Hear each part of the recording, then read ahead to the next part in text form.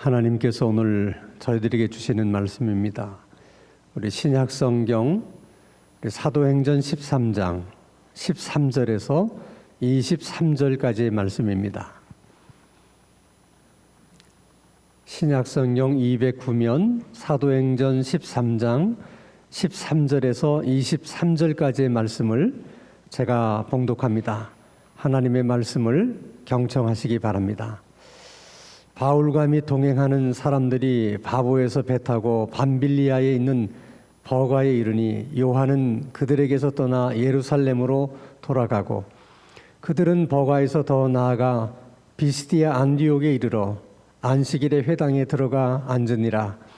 율법과 선지자의 글을 읽은 후에 회당장들이 사람을 보내어 물어 이르되 형제들아, 만일 백성을 권할 말이 있거든 말하라 하니 바울이 일어나 손짓하며 말하되 이스라엘 사람들과 및 하나님을 경외하는 사람들아 들으라. 이 이스라엘 백성의 하나님이 우리 조상들을 택하시고 애굽 땅에서 나그네 된 그 백성을 높여 큰 권능으로 인도하여 내사 광야에서 약 40년간 그들의 소행을 참으시고 가나안 땅 7족속을 멸하사 그 땅을 기업으로 주시기까지 약 450년간이라. 그 후에 선지자 사무엘 때까지 사사를 주셨더니 그 후에 그들이 왕을 구하거늘 하나님이 베냐민 지파 사람 기스의 아들 사울을 40년간 주셨다가 패하시고 다윗을 왕으로 세우시고 증언하여 이르시되 내가 이새의 아들 다윗을 만나니 내 마음에 맞는 사람이라 내 뜻을 다 이루리라 하시더니 하나님이 약속하신 대로 이 사람의 후손에서 이스라엘을 위하여 구주를 세우셨으니 곧 예수라. 아멘. 빵집을 새로 오픈한 사장님이나 또 커피점을 새로 오픈한 사장님들의 마음은 어떨까 한번 생각해 봅니다. 아마도 마음이 반반일 것 같아요. 새로 오픈을 했는데 좀 손님들이 많이 와주면 좋겠다. 또 매상이 좀 많이 올랐으면 좋겠다 하는 기대의 마음도 있고, 이거 오픈했는데 만약 손님들이 없으면 어떡하나 하는 걱정의 마음도 또 있을 것입니다.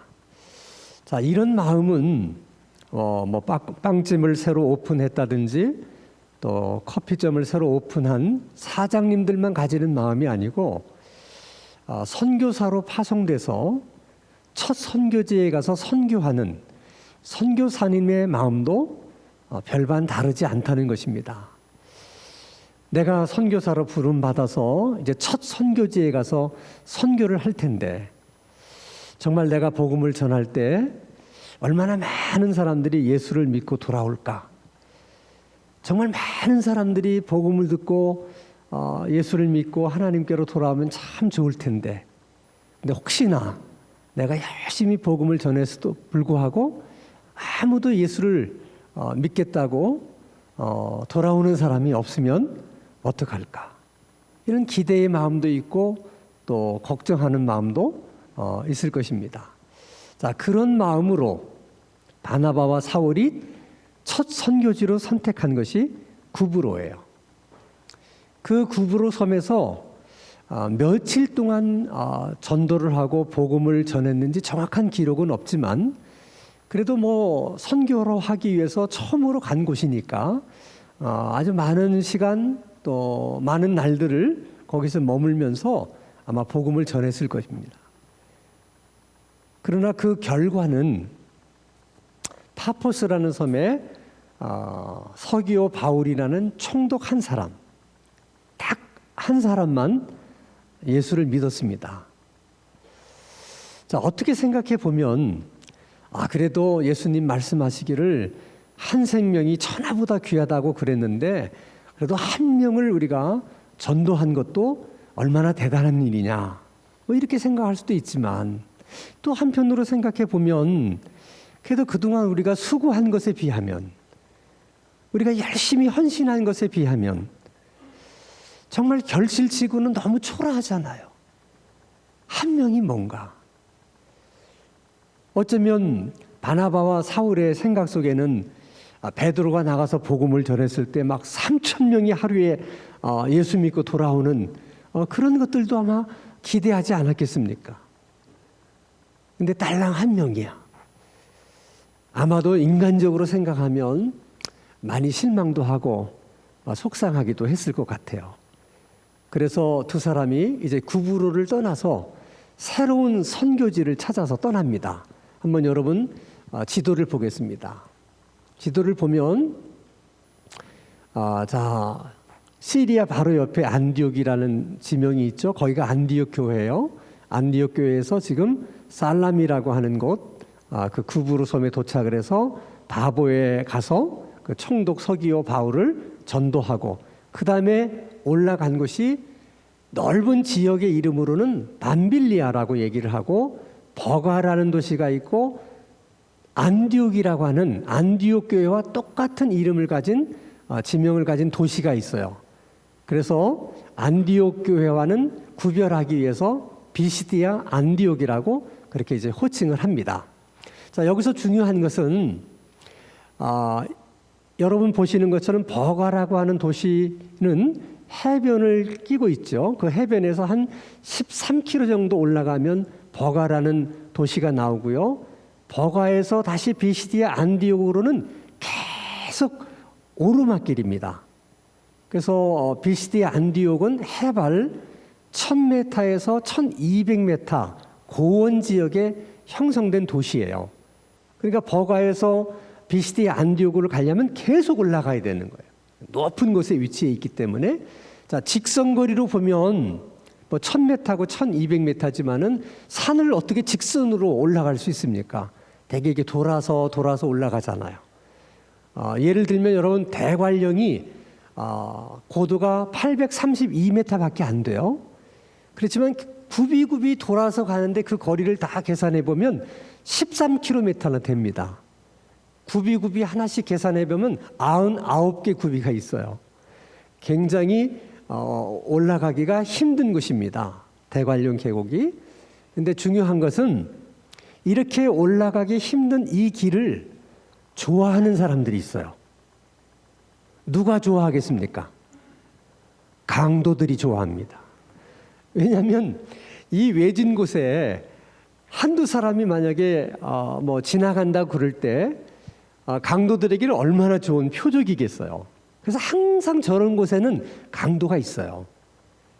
그래서 예수님께서 누가복음 10장에 선한 사마리아인의 비유를 말씀하실 때도 이런 얘기를 하셨어요. 한 사람이 예루살렘에서 여리고로 내려가다가 강도를 만났는데, 그때 예루살렘이 비시디아 안디옥처럼 높은 곳에 있는 도시고, 그리고 여리고는 버가처럼 낮은 지역에 위치한 도시입니다. 반드시 그런 곳에는 강도가 있는 거예요. 자, 사도 바울이 이제 나이 들어서 지난날 자기가 선교했던 일들을 쭉 회상하면서 이런 얘기를 합니다. 자, 고린도후서 11장 26절 말씀을 보면 여러 번 여행하면서 강의 위험과 또 어떤 위험? 강도의 위험이 있었다. 다시 말하면 강도를 만나는 그런 위험을 겪었다는 것이죠.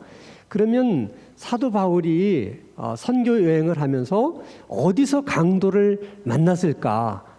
뭐 정확한 곳은 우리가 알 수 없지만은 가장 가능성이 많은 곳이 바로 이 버가에서 비시디아 안디옥으로 올라가는 그 길이에요. 그 길에서 아마도 사울과 바나바가 강도를 만나지 않았을까 하는 생각을 합니다. 중요한 것은 이제 버가와 비시디아 안디옥을 두 번째 선교지로 생각하고 선교를 막 시작하려고 할 때 생각지 않은 돌발적인 일이 생기게 됩니다. 그 일이 어떤 일인가 하는 것을 우리가 한번 말씀을 통해서 찾아보겠습니다. 자, 사도행전 13장 5절 말씀을 보면 살라미에 이르러 하나님의 말씀을 유대인의 여러 회당에 전할 때 요한을 수행원으로 두었더라. 이 말은 바나바와 사울이 첫 선교 여행을 떠나면서 누구를 데리고 갔냐면 요한을 데리고 갔다는 거예요. 그 요한은 마가를 말합니다. 마가 요한. 요한이라는 이름은 히브리식 이름이에요. 이스라엘식 이름은 요한이고 헬라식 이름은 마가입니다. 당시는 중동이 다 헬라 문화권 속에 있었기 때문에 이스라엘 사람들이 부르는 그 이름은 헬라 사람들에게는 익숙치 않아요. 그래서 헬라 사람들에게 익숙한 이름으로 다 이렇게 좀 이름을 하나씩을 만들어서 대부분 이스라엘 사람들은 이름이 두 개가 있어요. 자, 사울 같은 경우도 사울은 히브리식 이름이에요. 바울은 헬라식 이름입니다. 그래서 헬라 사람들에게는 사울이라고 하는 호칭보다는 바울이라는 호칭이 훨씬 더 친근감을 주는 거예요. 제 친구들이 이제 미국에서 이민 목회를 하고 있는데 그들에게도 다 한국식 이름이 있잖아요. 근데 미국에서는 한국식 이름을 부르지 않고 미국식 이름으로 부른답니다. 네 미국식 이름이 뭐냐? 다니엘 강이다. 데이비드 정이다. 그렇게 부르면 미국 사람들이 이제 익숙하니까 다니엘, 데이빗 이런 것들이 그러니까 이제 쉽게 기억을 한다는 거예요. 그런 것처럼 마가도 본래 이름은 요한이지만은 이제 헬라식 이름 마가를 이제 또 다른 이름을 갖고 있었던 것이죠. 자, 그런데 중요한 것은 바나바와 바울이 마가 요한을 데리고 간 것은 이 젊은이를 선교 여행을 함께 하면서 훈련을 시켜서 앞으로 훌륭한 선교사나 또 교회 지도자를 만들어야 되겠다. 아마 그런 생각을 가지고 그를 일부러 선교 여행에 참여를 시켰던 것 같아요. 근데 문제는 사도행전 13장 13절 말씀을 보니까 바울과 및 동행하는 사람들이 바보에서 배 타고 밤빌리아에 있는 버가에 이르니 요한은 마가 요한은 그들에게서 떠나 예루살렘으로 돌아갔다 하는 겁니다. 왜 돌아갔을까? 왜 2차 선교지를 눈앞에 두고 마가 요한은 다시 자기 집으로 돌아갔을까? 뭐 여러 가지 가능성들이 있어요. 하나는 정말 열심히 자기는 선교하고 또 노력했는데 선교의 열매가 한 사람밖에 없었다는 데서 너무 실망을 했던 것 같아. 사람이 그렇잖아요. 자기가 노력한 만큼 뭔가 이렇게 얻는 수확이 있어야 그 하는 일에 대한 보람도 느끼고 의미도 있는데 고생하면서 몇 날 며칠을 복음 전하고 선교했는데 달랑 열매가 한 명이라고 그러면 젊은 마가로서는 실망할 수도 있죠. 또 하나는 자기가 선교사로 이렇게 바나바와 사울을 따라 나설 때만 하더라도 선교 여행이 이렇게 힘들고 어려울 줄은 아마 생각하지 못했던 것 같아요. 근데 첫 선교 여행치고는 마가에게는 정말 너무 힘들고 어려운 코스였어요. 자, 살라미아에서 파포스까지 가는데 이게 해변도로를 따라서 이렇게 갔으면 훨씬 쉬울 텐데 이 중앙을 관통해서 가잖아요. 제가 말씀드린 것처럼 이 구브로 섬은 제주도의 5배 정도 되는 크기의 섬인데 그 섬을 산 중앙을 관통해서 여행을 했다고 한번 생각해 보세요. 얼마나 힘들었겠어요. 특별히 마가는 부잣집 아들이었기 때문에 이런 고생을 해본 적이 없어요. 마가가 얼마나 부잣집 아들인가. 우리가 흔히 마가의 다락방 그러잖아요. 그 다락방이 누구네 집이라는 거예요. 마가의 집이라는 거예요. 근데 그 다락방은 우리식의 개념의 다락방이 아니고 우리식으로 생각하면 2층 홀이에요. 그 당시 2층짜리 집인데 그 다락방에서 120명이 모여서 기도를 했어요. 그러면 여러분 120명이 들어갈 만한 2층 집 지금도 흔하지 않습니다. 그런 집 가진 사람 많지 않아요. 근데 지금도 우리가 성지순례를 하면 가이드들이 그 마가의 다락방이라고 하는 곳으로 안내를 해요. 보니까 정말 120명이 모여서 기도할 만큼 넓은 홀이에요. 근데 그 가이드의 말처럼 정말 그곳이 마가의 다락방이라면 굉장한 거죠. 2000년의 세월이 지났는데 멀쩡해요. 그러면 그 마가의 다락방 그 집을 지을 때 그 마가의 아버지가 대충 그 집을 지었겠습니까? 아마 당대 최고의 설계자에게 의뢰해서 설계를 하고 당대 최고의 건축가의 손에 맡겨서 그 집을 지었기 때문에 2000년의 세월이 지났는데도 멀쩡하지 않겠습니까? 그러면 그 정도의 재력을 가진 아버지라면 뭐 마가는 정말 고생 한번 하지 않고 그렇게 이제 성장한 사람이라고 볼 수 있는 거죠. 그런 사람에게 지금 겪고 있는 이런 일들은 정말 감내하기 어려울 만큼 힘든 일이었을 것이다. 우리가 이렇게 충분히 그렇게 생각할 수 있습니다. 그럼 반대로 그러면 바나바와 뭐 사울은 어렸을 때부터 매일 고생하고 산전수전 다 겪어서 그래서 이 어려움도 마다하지 않고 그러면 지금 잘 선교하고 있는 것인가? 그렇진 않아요. 사울도 부유한 가정에서 태어난 사람이에요. 사울은 당시 로마의 시민권이 있었는데 로마의 시민권을 가지려면 웬만한 재력이 있어야 돼요. 그리고 자기 고향 다소에서 예루살렘에 유학 와서 가말리엘 문화에서 율법을 배웠잖아요. 어느 정도 가정이 부유하지 않고는 그런 일을 할 수 없어요. 바나바는 어떻습니까? 지중해에서 세 번째로 큰 도시, 가장 번성하던 도시 구브로에 자기 밭이 있어서 그 밭을 팔아서 교회에다가 이렇게 헌금할 정도로 그 정도의 또 부유함이 있었던 것이죠. 그러니까 이것은 뭐 잘할 때 고생하지를 않고 자랐기 때문에 뭐 돌아갔다 안 돌아갔다의 문제가 아니고 이것은 전적으로 소명의 문제예요. 바나바와 사울은 온 교회가 금식하며 기도하면서 성령의 음성을 듣고 선교사로 파송을 했잖아요. 그 두 사람에게는 선교사로 부름받았다는 소명이 분명한 거예요. 선교사의 사명은 선교하는 일이에요. 그 일이 힘들든 어렵든 감당해야 되는 거예요. 이렇게 생각하니까 힘들고 어렵지만 바나바와 사울은 불평하지 않고 계속해서 앞으로 전진해 가는 겁니다. 그런데 누구는 마가는 그런 소명이 없었던 거예요. 그러면 흔들리는 겁니다. 그건 지금도 마찬가지예요, 여러분. 많은 사람들이 이제 신학교 입학을 하는데 다 목사가 되는 게 아닙니다. 그 신학교를 다니는 그 기간 동안에 하나님의 소명을 여러 번 확인해 봐요. 근데 사실 목회라고 하는 것이 여러분들이 볼 때는 뭐 괜찮아 보일지 몰라도 쉬운 이 직업으로 말하면 쉬운 직업이 아니에요. 그러니까 이제 그분들이 너무 힘드니까 어떤 생각이 드냐면 아니 목회나 선교만 꼭 주의 일이냐? 다른 일을 통해서도 우리가 주님의 일을 얼마든지 할 수 있지 않겠느냐? 이런 생각을 가지고 신학교를 졸업하고 뭐 방송국으로 진출한 사람도 있고 뭐 카페를 하는 사람도 있고 이렇게 여러 사람들이 있어요. 결국은 소명의 문제라는 거예요. 소명이 이렇게 중요하다는 것이죠. 자, 그러면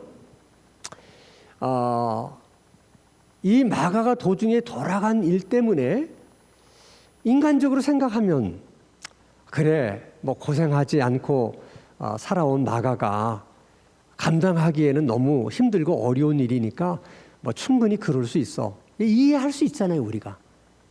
근데 그 일이 마가 자신도 바나바도 사울에게도 이것이 어떤 일로 다가올지는 아무도 예상하지 못했어요. 근데 이 일이 굉장히 큰 파문을 일으킵니다. 자, 사도행전 15장 37절에서 38절 말씀을 보면 아주 여러분 주목해서 잘 읽으셔야 돼요. 이 말씀은 1차 전도 여행이 끝나고 2차 전도 여행을 시작할 때 바나바와 바울 사이에 오고 간 얘기예요. 바나바는 2차 전도 여행 때 마가를 데리고 가자 하는 겁니다. 그랬더니 바울은 안 된다. 1차 전도 여행 때도 힘들다고 돌아간 마가, 한 번 돌아갔던 마가가 두 번이라고 못 돌아가겠느냐. 이것은 선교와 전도하는 우리들에게 사실은 안 좋은 그런 영향을 미치는 일이다. 그래서 절대로 안 된다. 그래서 그 일을 두고서 아니 얘기는 할 수 있죠. 뭐 데리고 가자 안 된다. 근데 그 일을 두고 두 사람이 어떻게 했다고 그랬어요? 그냥 다툰 게 아니에요. 어떻게 다퉜다? 심히 다퉜다는 거예요. 에? 심히 다퉜다. 그러니까 심히 다퉜다는 것은 다투다가 막 열을 내는 거죠. 그래서 서로가 열받아 가지고 아 그래? 그럼 좋아. 그래서 바나바는 마가를 데리고 다른 데로 선교를 가고 사울은 실라를 데리고 다른 데로 선교를 갔다는 거예요. 사람이 열받으면요 바나바와 사울도 별 수 없는 것 같아. 그래서 그 점에서 우리가 많은 걸 생각하는 거야. 아니 이 일이 마가를 데리고 2차 전도여행을 가자 말자 하는 이 일이 이게 심히 다툴 문제인가? 특히 바나바와 사울의 믿음이나 그들의 어떤 성품을 볼 때 이 일이 그렇게 다툴 만한 문제인가? 이 이해가 잘 안 돼요. 더 이해가 안 되는 것은 사울은 바나바에게 여러 번 신세를 졌잖아요. 사실 사울의 입장에서는 바나바가 은인이에요. 그럼 그런 사람이 부탁하는 거잖아요. 그러면 내키지는 않아도 그래. 그럼 내가 당신 얼굴을 보고 이번 한 번만 더 마가를 데리고 가겠다. 근데 만약에 이번에도 마가가 만약에 도중에 돌아가면 그때는 이제 뭐 다시는 마가하고 함께 선교하겠다는 얘기 하지 마라. 이 정도로 얘기가 오고 가서 얘기가 끝날 수도 있는 거 아니겠어요? 근데 왜 이것 때문에 이렇게 심히 다투고 갈라설 만큼 이 문제가 그렇게 큰 문제가 됐을까? 아마도 사울의 성격으로 보면 마가가 돌아가겠다고 할 때 그래 잘 가라 그러지 않았을 것 같아요. 그 마가를 놓고 계속 설득했겠죠. 야 힘들고 어려워도 선교라는 그런 거야. 그러나 이렇게 해서라도 한 사람 영혼 구하는 게 얼마나 중요하고 의미 있는 일 줄 아냐. 그러면서 계속 가지 말라고 아마 뭐 애원하듯 붙들었을 거예요. 근데 마가가 그냥 이란지하에 그냥 그런 사울의 권유를 뿌리치고 돌아갔을 때 그렇게 붙잡으려고 사정하고 애원했던 사울의 입장에서는 그게 큰 마음의 상처가 되는 거죠. 여러분 상처를 일단 입으면 어떤 사람이 무슨 말을 해도 일단 상처라는 필터를 통과해서 그 말을 듣기 때문에 그 말이 온전하게 들리질 않아요. 상대방은 굉장히 합리적으로 말을 했지만 상처라는 필터를 통과하면 듣는 사람에게는 그게 합리적인 말이 아니에요.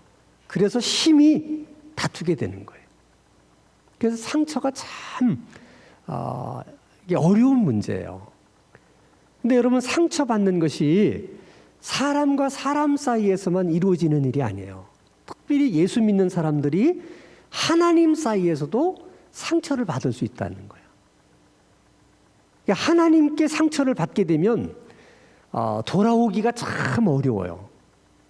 근데 하나님께도 상처받는 사람들이 생각 외로 많습니다. 대표적으로 여러분 요나를 들 수 있는데 하루는 하나님께서 요나를 부르셔서 이렇게 말씀하십니다. 너 니느웨에 가서 그 백성들에게 회개를 촉구해라. 내가 보니 너무 죄악이 심각하다. 그 의도는 네가 가서 회개를 촉구하면 그들이 회개하게 될 것이고 내가 그들을 회개하면 그들을 구원할 것이다. 이런 하나님의 의중이 있었던 것이죠. 요나가 왜 그걸 모르겠어요? 근데 그 하나님의 말씀을 듣는 순간 요나의 마음이 상합니다. 왜 상하느냐? 자기 생각에는 니느웨 사람들은 정말 나쁜 사람들이야. 이건 하나님의 심판을 받아서 멸망을 당해야 맞아. 그런데 왜 하나님 그런 민족을 굳이 용서하시고 구원하시려고 하는 겁니까? 그게 못마땅한 거예요. 그런 하나님을 이해할 수 없는 거예요. 그래서 하나님의 말씀대로 니느웨로 가지 않고 다시스로 가는 배를 타고 도망가요. 도망가는 이유는 뭐예요? 하나님이 정 니느웨 사람을 구원하고 싶다면, 그렇게 그들을 용서해 주고 싶으시다면 하나님이 알아서 하세요. 하나님이 용서해 주시고 하나님이 구원하시고 다 하나님이 하시라고요. 나는 하고 싶지 않아. 나보고 그 일을 하라고 시키지 마세요. 그리고 도망친 거예요. 그러나 그 마음이 편할 리가 없죠. 그래서 뱀이창에 들어가서 오지 않는 잠을 청하면서 있습니다. 근데 큰 풍랑을 만나요. 뱃사람들이 놀라가지고 이런 풍랑을 우리가 여태까지 겪어보지 못한 풍랑이다. 이건 예사롭지가 않다. 뭔가 문제 있는 사람이 이 배에 타고 있기 때문이다. 그 사람이 누군지 찾자. 제비를 뽑아요. 누가 걸립니까? 요나가 걸립니다. 근데 요나가 담담하게 말합니다. 맞다. 이 풍랑은 나 때문에 일어난 것이다. 그러니 나를 바다에 던져라. 그럼 풍랑이 잔잔해질 것이다. 요 대목만 딱 떼어서 보면 요나는 참 그래도 정직한 사람이고 진실한 사람이고 사람이 참 용기 있는 사람이다. 이렇게 생각할 수 있지만 그런 뜻이 아니에요. 지금 상한 마음 때문에 일어나는 분노를 주체할 수 없어서 그냥 죽고 싶은 거예요, 한마디로. 이런 것을 이제 심리학적인 용어는 자학한다고 그래요. 자학. 하나님께 대들 수 없으니까, 하나님을 때릴 수 없으니까 누굴 치는 거야? 자기 자신을 치는 거예요. 자기 자신을. 자학하는 거예요. 그래서 바다에 던져진 거를 하나님이 큰 물고기를 준비해서 그걸 삼킵니다. 3일 동안 뱃속에 있으면서 많은 생각을 해요. 그리고 또 많은 변화가 있었어요. 그 3일 만에 큰 물고기 속에서 나오는데, 그런데도 그 상처는 치유되질 않았어. 그래서 할 수 없이 요나가 니느웨에 가서 외칩니다. 여러분 회개하십시오. 여러분 회개하지 않으면 하나님께서 여러분을 심판하실 것입니다. 다 한번 하고 정말 니느웨 성이 어떻게 되는지를 알고 싶어서 니느웨 성 동쪽 언덕에 앉아서 이제 보고 있는 거예요. 그때 하나님이 그 요나의 모습을 보고 긍휼히 여기셔서 박넝쿨을 싹 자라게 해서 요나의 앉은 자리에 그늘을 만들어줘요.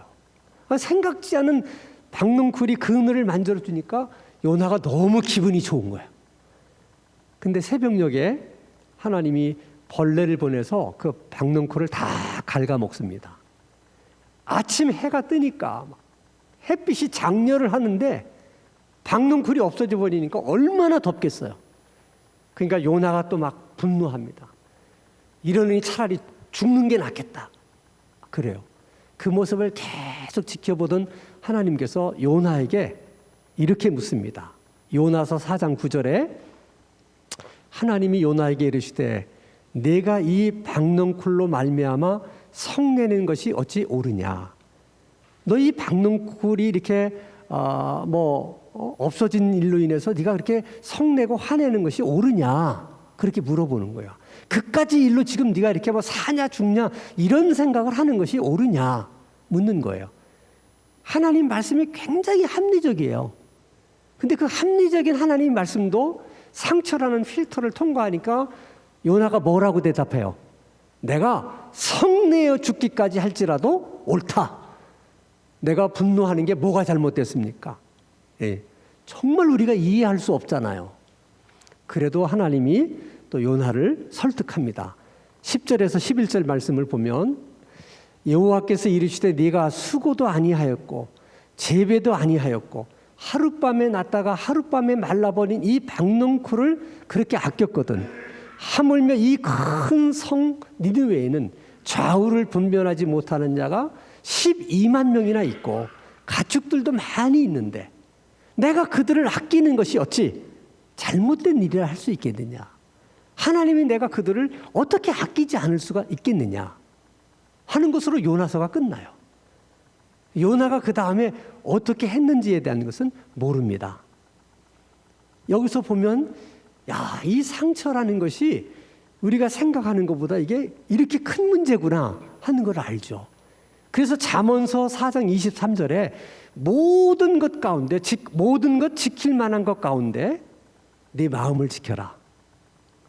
이는 생명의 근원이 마음에서 나오기 때문이다. 다시 말하면 죽고 사는 게 다 마음먹기에 달린 것이고, 상처를 받고 안 받고 하는 것도 다 너희들의 마음에 달린 문제라는 거예요. 마음을 그래서 지키는 일이 중요하다는 거예요. 자, 그러면 이제 궁금한 것은, 사울이 그렇게 상처를 받아서 바나바와도 다투고 따로 선교를 갈 만큼 그렇게 마음이 상했는데, 그 바울이 그 상한 마음이 과연 어떻게 됐을까? 디모데후서 4장 11절 말씀을 보면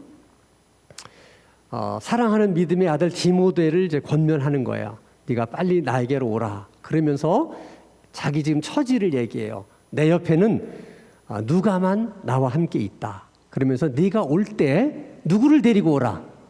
마아가를 데리고 오라. 그가 나의 일에 유익하니라. 그러니까 사울은 말년에 노년에 그 상처받은 마음을 다 푼 거예요. 그리고 마가를 품어요. 근데 여러분, 이게 쉬운 일이 아니에요. 어떤 분은 마음의 상처를 그대로 아는 채 무덤까지 가시는 분들도 있어요. 그건 정말 불행한 일입니다. 나는 우리 성도님들이 뭐 이유야 모르지만 이런 일 저런 일로 마음의 상처를 받았다 하더라도 바울처럼 꼭 그 상처가 치유돼서 여러분들이 바울이 마가를 품었던 것처럼 여러분에게 상처를 준 그 사람을 그래도 마지막 순간에는 품을 수 있는 우리 모두가 될 수 있기를 주님의 이름으로 축원합니다. 바나바와 바울은 마가가 떠나는 일로 인해서 또 한 번 또 낙심을 해요. 참 어떤 기분이었겠습니까? 자, 그런 기분을 가지고 이제 비시디아 안디옥으로 전도를 하러 갑니다. 참 놀라운 것은요. 자, 구브로에서 전도할 때 실망하고 좀 낙심하는 것이 있었는데 거기에다가 기름을 부은 사람이 마가예요. 그 정말 어떻게 보면 선교할 맛을 그냥 잃어버린 거죠. 그런 의기소침한 바나바와 사울이 비시디아 안디옥에 갔더니 거기에는 정말 준비된 영혼이 많이 있었어요. 일단 안식일 날 회당에 들어갔습니다. 그랬더니 이제 회당장이 늘 하는 것이 있어요. 회당장이 이제 기도를 하고 거기에 이제 두루마리 성경을 꺼내서 읽어요. 그리고 혹시 여러분 중에 읽은 말씀에 대해서 뭐 해설을 하시거나 설명해 주실 분이 계십니까? 묻죠. 그때 바울이 일어나서 설명을 합니다. 이스라엘 역사를 쫙 관통해서 얘기해요. 그것은 유대인들이 너무 잘 알고 있는 내용들이거든요. 자, 우리 조상들이 애굽에서 노예로 있었는데 하나님께서 긍휼히 여기셔서 우리를 다 건져내셨다. 광야 40년을 지나서 가나안을 정복하고 사사시대를 거쳐서 왕정시대까지 이르게 되었다. 거기까지 얘기하면서 이스라엘 전 역사를 사울은 복음적으로 해석을 해요. 복음적인 관점으로 이스라엘 역사를 이야기해요. 이 점이 굉장히 탁월한 거예요. 자, 그래서 사도행전 13장 21절부터 23절 말씀을 보면 이렇게 말씀합니다. 그 후에 그들이 왕을 구하거늘 하나님이 베냐민 지파 사람 기스의 아들 사울을 40년간 주셨다가 패하시고 다윗을 왕으로 세우시고 증언하여 이르시되 내가 이새의 아들 다윗을 만나니 내 마음에 맞는 사람이라 내 뜻을 다 이루리라 하시더니, 이 다음이 중요합니다. 하나님이 약속하신 대로 이 사람의 후손에서 이스라엘을 위하여 구주를 세우셨으니 곧 예수라. 이 말은 이스라엘의 역사는 무엇을 위해서 존재했느냐? 예수님이 이 땅에 오시는 일을 위해서 존재한 거예요. 이스라엘 역사의 의미는 예수님이 이 땅에 오시는 것에 달려 있다는 거예요. 하나님의 생각은 예수님을 이 땅에 오게 하시기 위해서 이스라엘을 선택해서 부르신 것이고 그들에게 은혜를 주신 것이다. 그 얘기예요. 그런데 놀라운 것은 예수님이 이 땅에 태어나신 그 하나님의 경륜을 이루기 위해서 하나님이 이스라엘 백성을 선택하셨어요. 그러나 이스라엘 백성 모두가 하나님의 그 일을 위해서 쓰임받은 건 아니에요. 그 이스라엘 백성들 가운데 그 일에 쓰임받지 못한 백성들도 많고, 또는 사울 왕처럼 처음에는 쓰임을 받았다가 버림받은 사람도 있고, 그 중에는 다윗처럼 하나님의 뜻을 이루는 일을 위해서 쓰임받은 사람도 있다. 그것은 지금도 마찬가지예요. 전 세계적으로 교회가 한 60만 개가 있어요. 그 60만 개의 교회도 지금 바울이 보는 관점에서 보면 하나님의 뜻을 위해서 아무 상관없이 그냥 있는 교회들도 있고, 초기에는 하나님께 쓰임을 받았다가 버림받은 교회도 있고, 다윗처럼 하나님의 뜻을 이루기 위해서 계속 쓰임받는 교회들도 있다는 거예요. 우리나라의 경우에는 지금 개신교 신자가 한 800만 명 됩니다. 800만 명. 그럼 그 800만이나 되는 많은 크리스찬들이 다 하나님의 뜻을 이루느냐? 그렇지 않아요. 800만 명의 크리스찬들이 있지만은 하나님의 뜻을 이루는 일에는 별 상관없이 있는 그런 크리스찬들도 있고, 또 그 뜻을 위해서 처음에는 사용함을 당하다가 버려지는 사람들도 있고, 그리고 다윗처럼 하나님의 뜻을 이루는 그런 성도들도 있다는 것입니다. 이왕 우리가 예수를 믿는다면, 이왕 하나님께 선택을 받은 사람들이라면 다윗처럼 하나님의 뜻을 이루는데 쓰임받는 성도들이 돼야 되겠죠. 우리 신당 중앙교회 성도들은 다 다윗처럼 하나님의 뜻을 이루는 일에 쓰임받게 되는 성도들 다 되시기를 주님의 이름으로 축원합니다. 얼마나 그들이 사도 바울의 그 설교에 은혜를 받고 호의적이었느냐. 자, 사도행전 13장 42절 말씀을 봅니다. 그들이 나갈새, 이제 사도 바울이 이제 지금까지 이스라엘 역사를 쫙 관통해서 이야기하면서 일종의 전도 설교를 한 거죠. 복음 설교를 했습니다. 끝나고 나가니까 사람들이 바나바와 사울에게 부탁하는 거예요. 뭐라고 부탁해요? 다음 주일에도, 다음 안식일에도 오셔서 또 말씀을 전해 주십시오. 은혜를 너무 많이 받은 거예요.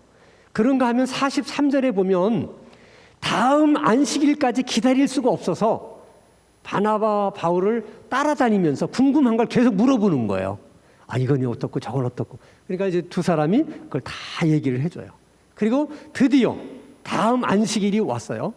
자, 44절. 그 다음 안식일에는 온 시민이 거의 다 하나님의 말씀을 듣고자 하여 거기에 모였다는 거예요. 할렐루야.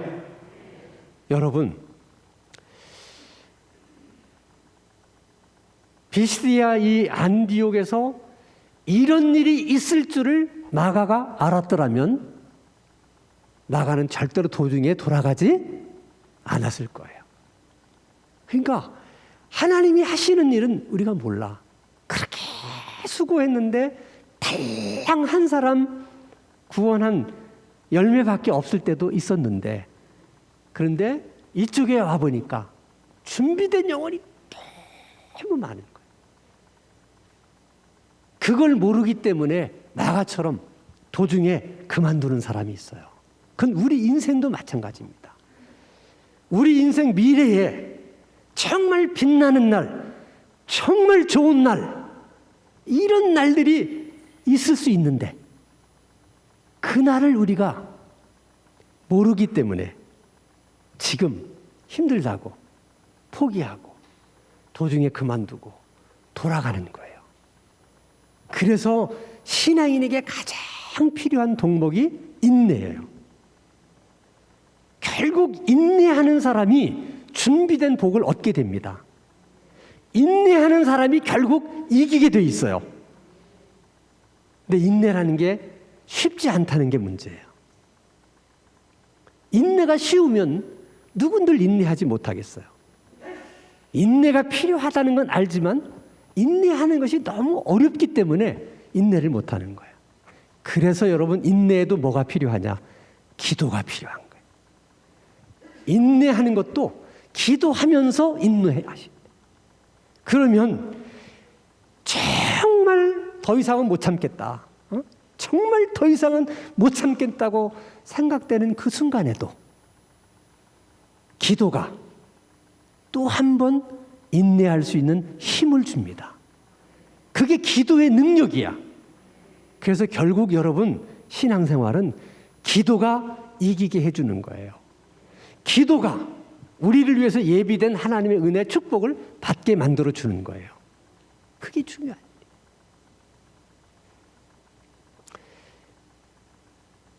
바나바와 바울은 이 비시디아 안디옥에서 다시 한번 선교에 대한 용기를 얻습니다. 그 많은 준비된 영혼을 보면서 엄청난 에너지를 얻어요. 그리고 그들이 이렇게 고백을 합니다. 사도행전 13장 48절, 이방인들이 듣고 기뻐하여 하나님의 말씀을 찬송하며, 그 다음 구절이 중요합니다. 영생을 주기로 작정된 자는 다 믿더라. 엄청난 고백입니다. 복음 전하는데 어려움이 있었어요. 복음 전하는데 방해도 있었어요. 복음 전하는 일이 힘들기도 해요.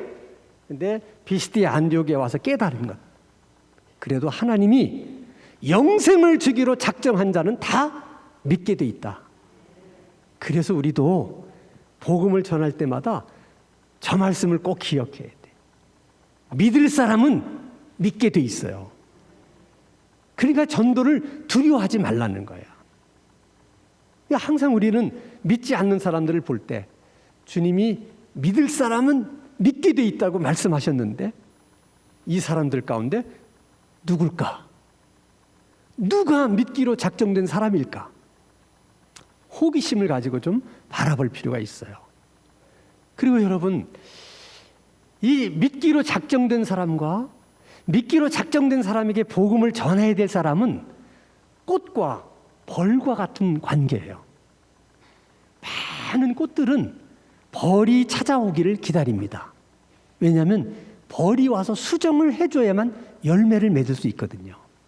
그런 것처럼 믿기로 작정된 사람들은 누군가가 자기에게 와서 복음을 전해줄 사람을 기다리고 있는 거예요. 왜?